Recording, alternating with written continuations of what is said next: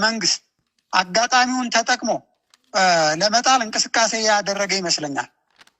በዚህ ሂደት ውስጥ እንደ ፋኖ በተለይ እኔ እንደ አማራ ፋኖ ህዝባዊ ድርጅት ከህወሓት ጋር የኃይል አስተላለፍ ይኖረናል ብለን አናስብም።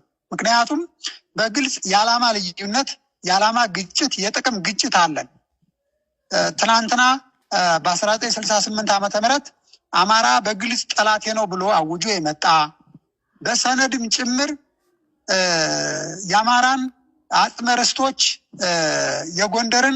የጎንደር አማራን የወሎ አማራን መሬት ከልሎ በሰነድ ያስቀመጠ በወሎ በኩል እስከ አለውሃ ድረስ በጎንደር በኩል ደግሞ እስከ ወልቃይት ጠገዴ እስከ ጠለምት ብሎ የመጣ አካል ነው ያለው። ስለዚህ እነዚህ አካላት ናቸው የነበሩት ያኔም የነበሩት አሁንም ከ40 ዓመት በኋላ የነበሩት አካላት ናቸው። የሚገርመው ሰዎቹ እስካሁን መኖራቸው አይደለም ሀሳባቸው አለመቀየሩ ነው። የተቸከለ ሀሳብ ይዘው ነው ዛሬ የሚመጡት።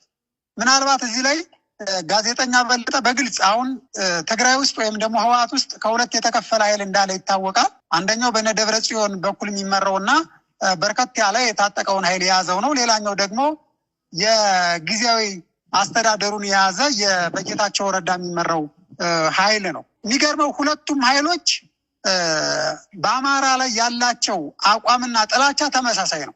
በቀደም ጌታቸው ረዳ የነበረው ንግግር ላይ ሰምተው ከሆነ የደብረጽዮን ቡድን አዲግራትን ሲቆጣጠር የጌታቸው ረዳን ጊዜያዊ አስተዳደር ማህተሙን በመንጠቅ ቢሮውን በመቀማት አባሮ አዲግራትን ተቆጣጥሯል።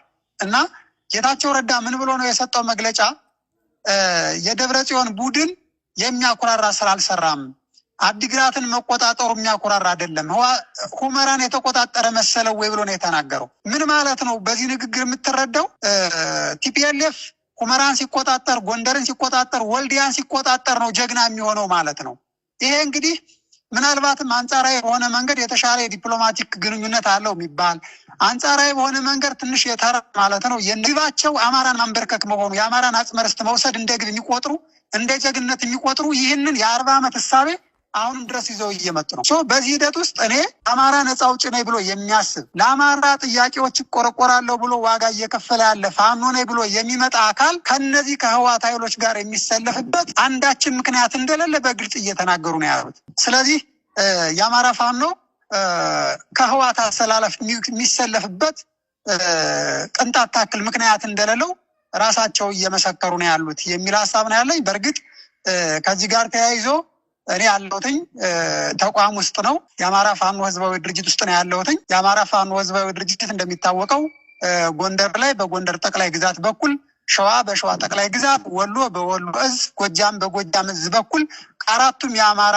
ግዛቶች ወይም ደግሞ ጠቅላይ ግዛቶች በተውጣጣ ተቋም ዓላማ ያለው ግልጽ የሆነ ጥያቄ ያለው የዓለም አቀፍ ግንኙነት የጀመረ ተቋም ውስጥ ነው ያለው። ከዚህ ተቋም ውስጥ ውጭ የሆኑ አካላት አሉ።